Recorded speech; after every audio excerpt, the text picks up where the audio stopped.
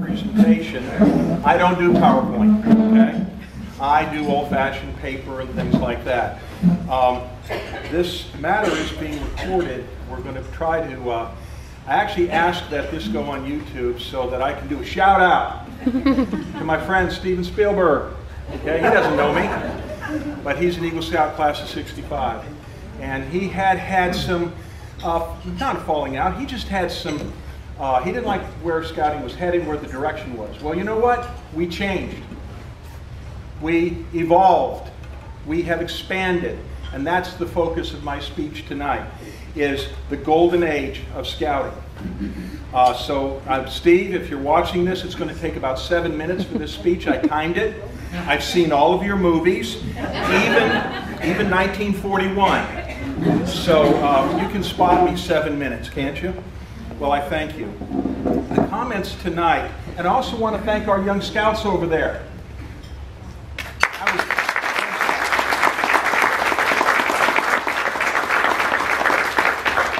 Absolutely true that the strengths that you learn as young scouts will follow you into adulthood. My first speech, I was 15 years old when somebody said, hey, this guy might be a good speaker.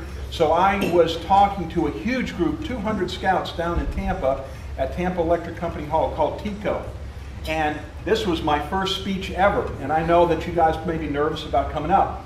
Well, my mother had told me, well, Ricky, professional speechwriters, they have 3x5 cards, so just write down your thoughts on 3x5 cards and you'll be fine.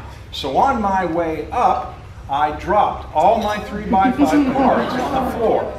Well, my scoutmaster and assistant scoutmaster, who I to this day can remember, Carl Epping and Captain Davis, they laughed. Oh, but it was that camaraderie that we had. And so on the fly, I was able to talk about why you should go to Philmont. That was the focus of that. So that led me, and I'd like to think I have some strength in this area. My comments and my observations about scouting are based upon my lifetime of experience and involvement with the preeminent youth movement in the world. From my first days as a Cub Scout to Eagle Scout to adult trained leader, Scoutmaster, district chairman, and other matters, I speak from actual experience and personal observations. I've been a scouter for over 50 years. So I'm all in. But it's not about me. I am very honored to receive this Soaring Eagle Award. There is no end to, I'm looking at the young kids because they're going, wow, there is no end to the Eagle Trail. I'm still on the Eagle Trail. There is no end to the scouting trail.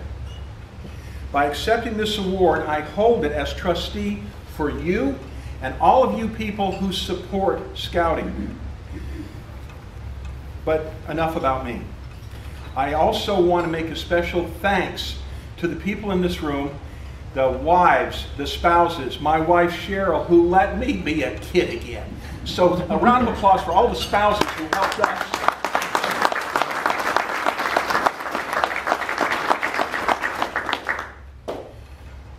I also want to point out there's one thing that was in the biography there. I did not have my granddaughter. Her name is Reagan, and she's also going to be a focus of my speech tonight. She's 2 years old, and I'll get back to her in just a second. When was the golden age of scouting? Was it at the beginning in the United States in 1910? Were the first 10 years the golden age of scouting? And those of you who have seen the old films, was it during the 20s when we were recovering from World War I? And we accepted scouting founders Lord Robert Baden-Powell's vision of a military junior officer corps. I know we've all seen the photographs, those old photographs of swarms of young kids with those cool campaign hats and those enormous scarves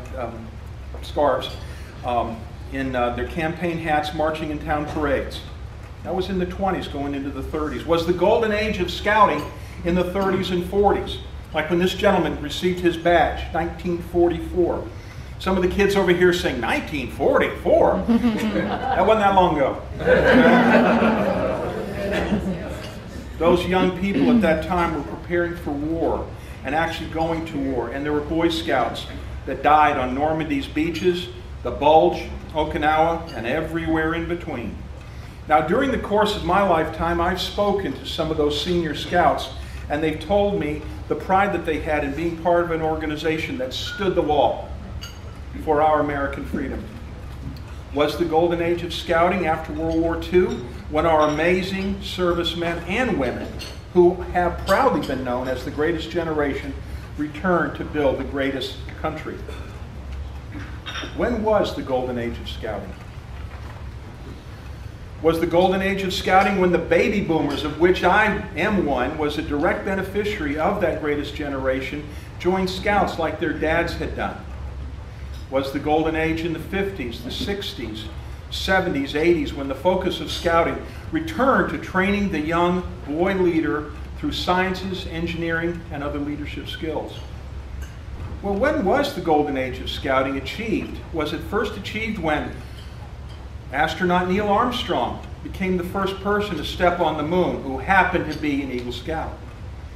Was the golden age of scouting reached when Gerald Ford became the first Eagle to become President of the United States? Or was it, as late as last year, when Rex Tillerson, who was the former head of Exxon, a multi-billion-dollar corporation, actually became our Secretary of State, even for a brief period of time? Okay? But nonetheless, Exxon, Secretary of State, that's the top. Was it when Eagle Scout Sam Walton founded Walmart? Did you know that? Was it when Life Scout Bill Gates founded Microsoft? Was that the golden age of scouting? I'm here tonight to tell you that we together are at the very beginning of the golden age of scouting. We're not there yet. We're not there yet. What are you talking about, Howard? You'll remember my personal observation, my personal vision as a half-century member of scouting. This following good news. The national leadership of the Boy Scouts has voted to begin admitting girls into our program. Yes!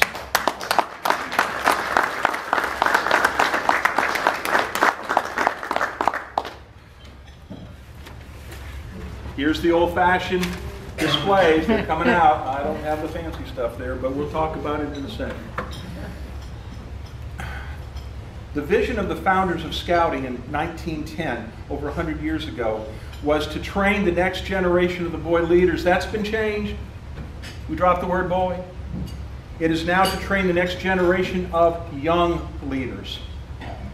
As a trained leader, an adult leader myself, I can tell you, the father of 3 girls, grandfather of 2 boys, and a beautiful little baby girl that I want in my program, that they want the same challenges and excitement that the boys want. They want camping out.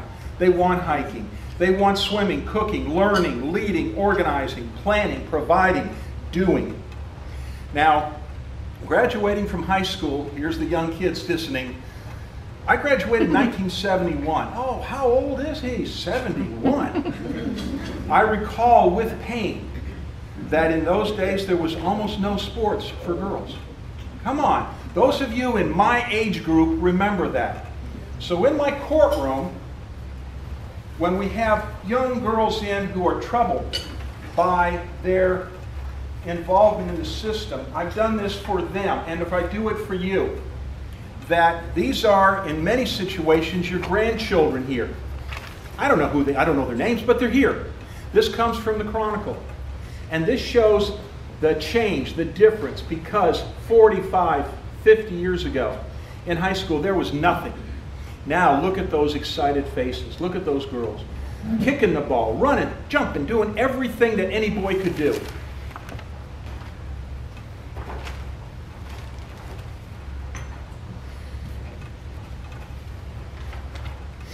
It took a seismic shift called Title VII to get these programs into school. And for those of us who suffered through that and said, why does it take a federal law to have to get what we know as common sense? Because there was a song years ago that my firstborn daughter used to just love. Girls just want to have fun. Girls just want to have fun. Okay, I remember that song. That's why I don't sing for a living, guys. But you can sing. Back in the 20s and 30s, the thought of mixing boys and girls was even thought in the same class route to lead to wicked and immoral behavior. Boys were trained to lead and girls were trained to cook. Okay, that was wrong, it was ignorant, and our society ignored that very reality, again, that girls just want to have fun. So we evolved, but we had to follow the example of the United States military to open the eyes of America. I started this speech by reflecting on the Blue Angels and the fact that they have women pilots. The Thunderbirds, who I actually saw perform when they came out, and this young woman came out and she had the walk. She had the pilot's walk just like the others. And we were cheering like crazy for her. And then 72 hours ago, where's my box?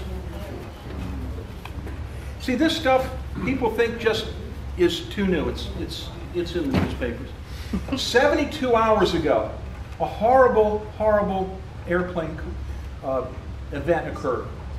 That a person died. The plane was brought down perfectly safe by a pilot who had nerves of steel and experience. And that pilot was a former Navy combat pilot. Think about that. That pilot was a woman. And she flew that plane, and she landed that plane, and she's a hero. So, yes.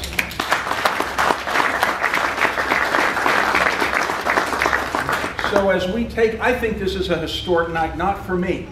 This is for you, for the Soaring Eagles that are sitting at that table and the people who we need to support them. We enjoy the fellowship of this night in safety because American boys and girls are flying combat missions in foreign, sometimes hostile countries. Afghanistan, Iraq, Korea, Syria, all over the Middle East.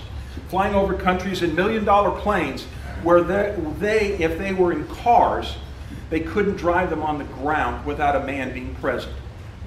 These are boys and girls, family to people in this room, who are looking north into Korea and south across our southern border, keeping us safe day and night.